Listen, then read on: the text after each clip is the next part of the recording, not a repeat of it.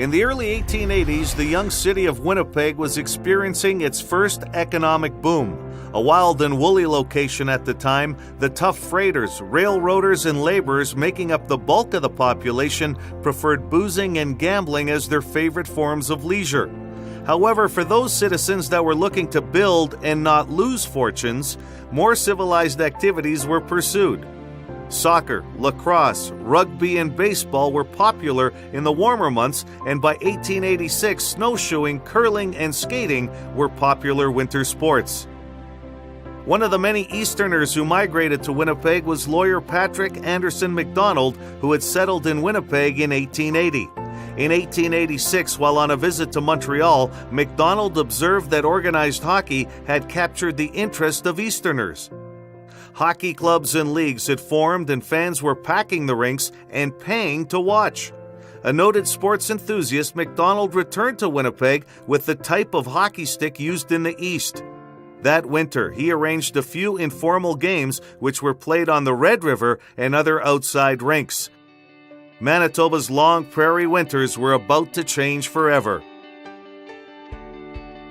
Skating was a wildly popular sport in the 1880s, and a number of indoor skating rinks were quickly built in Winnipeg.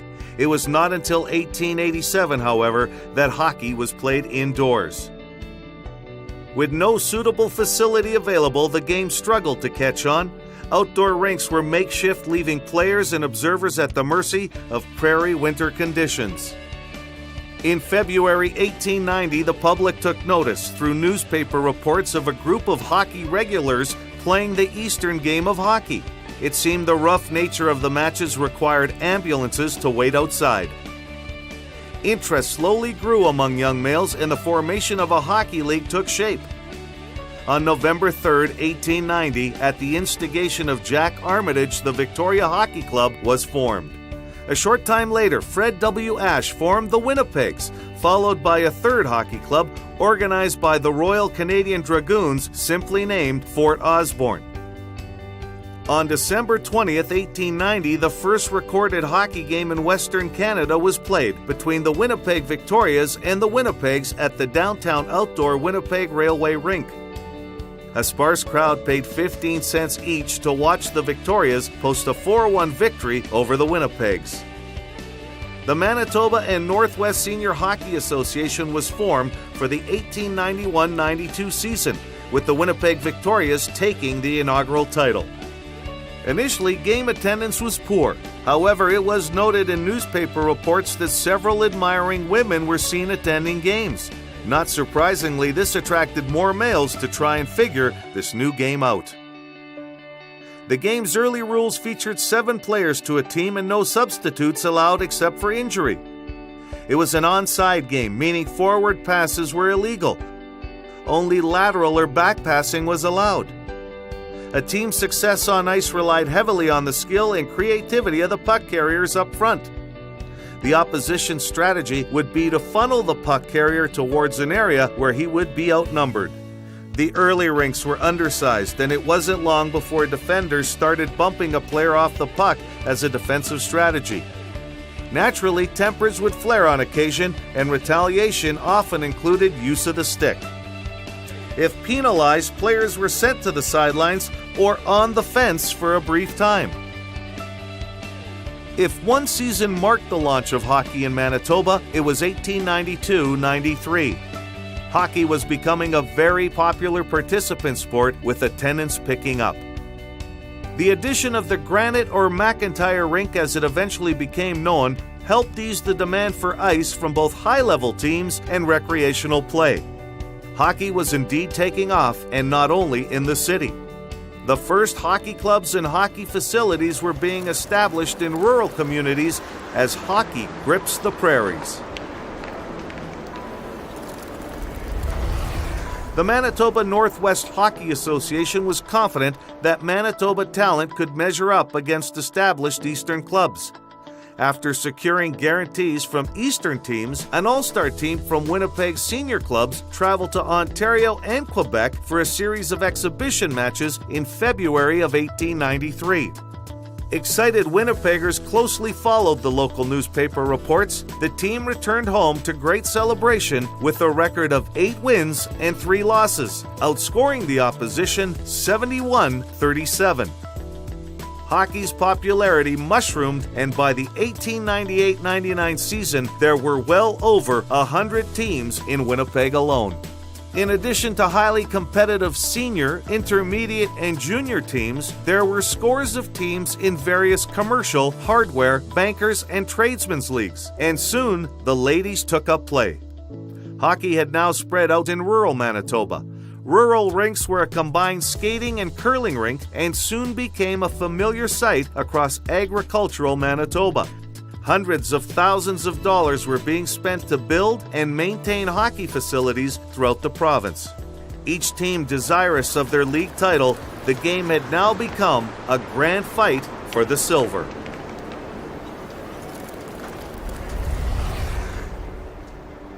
Throughout Winnipeg, there were many trophies up for grabs in the recreational leagues. The T.A. Anderson Cup, however, was introduced in 1892 as the first serious trophy.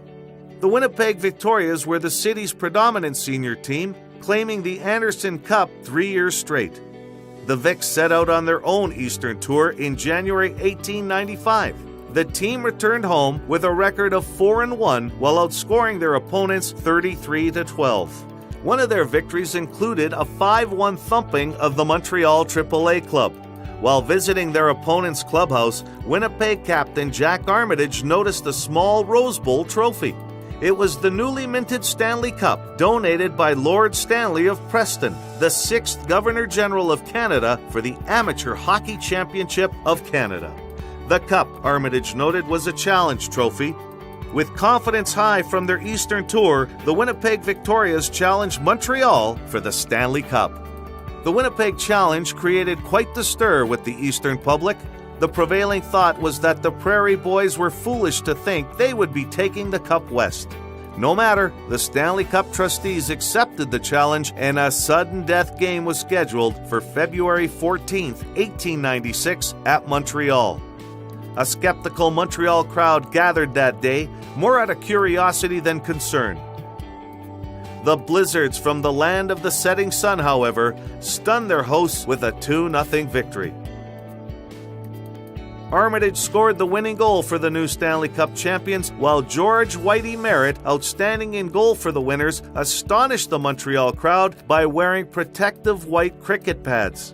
Winnipeggers received the first ever play-by-play accounts of the Stanley Cup match via CPR telegraph. Game updates were announced to anxious crowds gathered at a number of locations throughout the city. They were soon rewarded with the news of the victory. Admired by the Eastern press for their style of play and hailed as world champions by their adoring public at home, the Vics would enjoy the Stanley Cup for 10 months. A challenge from the same Montreal squad was accepted for December 30th, 1896 in Winnipeg. The highly anticipated match took place in Winnipeg at the McIntyre Rink. Ticket prices were astronomical, ranging between $6.50 and a hefty $15, with crowds standing in line for long hours in the cold, hoping for a ticket. Despite home ice advantage, a capacity crowd watched the determined Montreal 7 come from behind to win 6-5 and reclaim the Stanley Cup. The Winnipeg Victorias would continue to dominate Western Canadian hockey into the new century. After winning the Cup again in 1901, many of the Vic's old stars were calling it a day.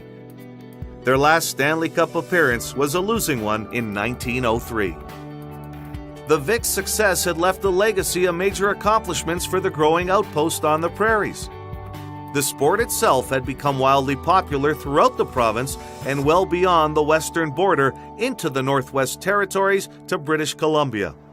Winning the Stanley Cup was becoming more difficult as Eastern teams were attracting talented players with the color of money.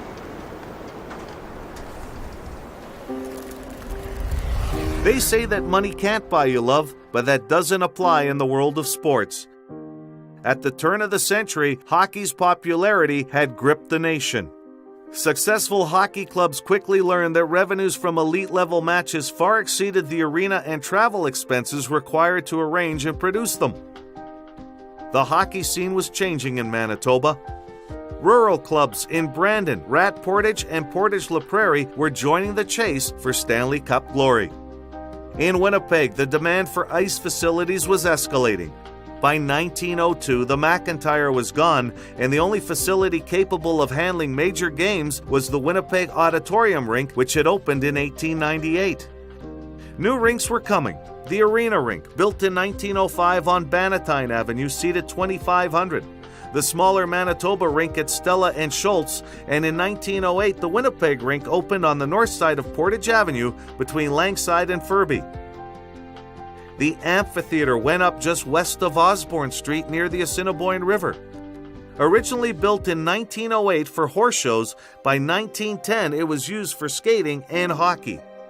For a while, the amphitheater was the only artificial ice surface between Toronto and Vancouver, making Winnipeg an ideal location to host major matches. For successful teams, the spinning turnstiles created extra money that could be made available in persuading talented players to join teams. The issue of payments was causing a rift in the amateur hockey community, as many felt the game would be soiled by implementing professionalism. The reality was that many of the best hockey players had been paid under the table for some time to retain their amateur status. The players, in turn, realized their services were now in high demand. By 1903, players were being lured to professional hockey leagues starting up in the United States. Barney Holden of Winnipeg and future Hall of Famer Joe Hall of Brandon were some of the first Manitoba players to monetize their services in the US-based International Hockey League. If teams in the West were to be successful in their pursuit of a championship, they needed to get in the game. On December 1, 1906, Brandon, Portage-la Prairie, and Kenora voted to drop out of the Canadian Amateur Athletic Union and form Manitoba's first professional league, the Manitoba Professional Hockey League. The Winnipeg Strathconas joined them to form a 4-team league. The first professional hockey game in Manitoba was played on December 19, 1906 in Winnipeg, with Kenora defeating the Strathconas 6-3. The Vicks and Winnipeg's followers would not support professionalism, so along with the Winnipeg Shamrocks, the 3 teams formed the Western Canada Amateur Hockey Association. The Winnipegs took the new league title, immediately issuing a challenge to the trustees of the Stanley Cup. The challenge went unheeded. The Stanley Cup, it seems, was now deemed a prize for professional teams only. By virtue of having won the last championship of the defunct Manitoba League in 1906, the Kenora Thistles headed east in January of 1907 to challenge the Montreal Wanderers for the Stanley Cup. The Thistles claimed the cup with a 2-game, 12-8 total goals victory. It would be the last Manitoba-based Stanley Cup victory. Pro hockey would be short-lived in Manitoba. The 1907-08 Winnipeg Maple Leafs won the final MPHL championship, and after their loss to the heavily stocked Montreal Wanderers for the Stanley Cup, the writing was on the wall for the pro game in Manitoba. Manitoba teams simply could not match the dollars being offered elsewhere. Despite being in a bit of disarray, the Manitoba hockey scene would once again return to prominence in Manitoba when the amateur game prevails. Professional hockey had taken control of the Stanley Cup, leaving the senior amateurs with no trophy to play for until 1909, when Sir Montague Allen donated a cup in his name. The Allen Cup would be ruled like the Stanley Cup as a challenge trophy and governed by a board of trustees. By 1914, the task of organizing a national competition for the amateur title had become quite onerous. The sport was now firmly entrenched in every community across the country. Monitoring the movement of players was growing more difficult as teams loaded up to win. The fact that a player had played professionally was often ignored.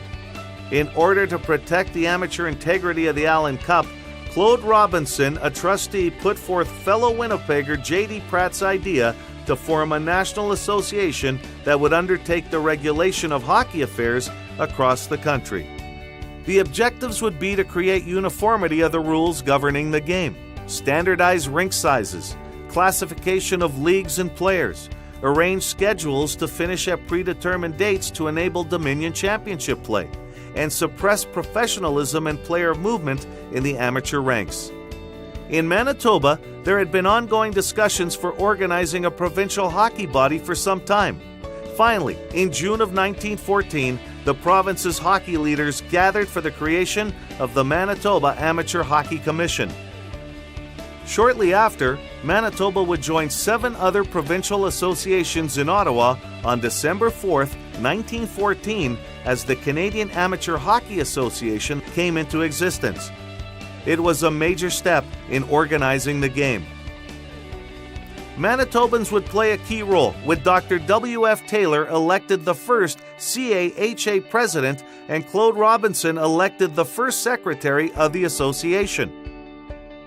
With the CAHA in place, the Allen Cup Challenge system was discarded in favor of a playoff system of East versus West champions.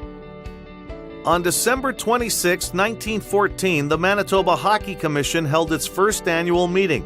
The first matter was changing the organization's name to the Manitoba Amateur Hockey Association in accordance with the national body's name. Despite the outbreak of war, the game would continue to grow in Manitoba with phenomenal success over the next century. Few in that small crowd that gathered to watch the first organized game at Austin's rink on December 20, 1890, could have imagined its enduring legacy. It can be argued that the Winnipeg Victorias' success launched the game of hockey towards its immense popularity with Manitobans. The Victorias' captain and future Hall of Famer Donald Dan Bain was one of hockey's first superstars. The muscular playmaker led the Vics to Stanley Cup victories on 3 occasions as a player and to the Allen Cup in 1912 as manager. Forming in 1914, the Manitoba Amateur Hockey Association would oversee the game's remarkable growth and success for the next century, with Manitoba teams claiming titles at all levels of the game, including world and Olympic victories. The women's game has rebounded, with many Manitobans having excelled on the world stage with the Canadian women's national team. Many other players and teams have taken their place alongside Dan Bain in the Manitoba Hockey Hall of Fame. Each one a fascinating story of determination and triumph. The game does not happen without the builders, officials, and media who shaped and guided the game through the years, nor the many volunteers who flooded the ice, worked the canteens, and tended to bumps and bruises and frozen feet. Across the province, new ice complexes have replaced the old hockey barns of yesteryear and continue to be the center of our communities. Their display cases honoring proud glimpses into Manitoba's hockey heritage. While the young hockey stars of tomorrow are taking their first tentative steps on skates, there can be no doubt, hockey's grip on the prairies remains as firm as ever.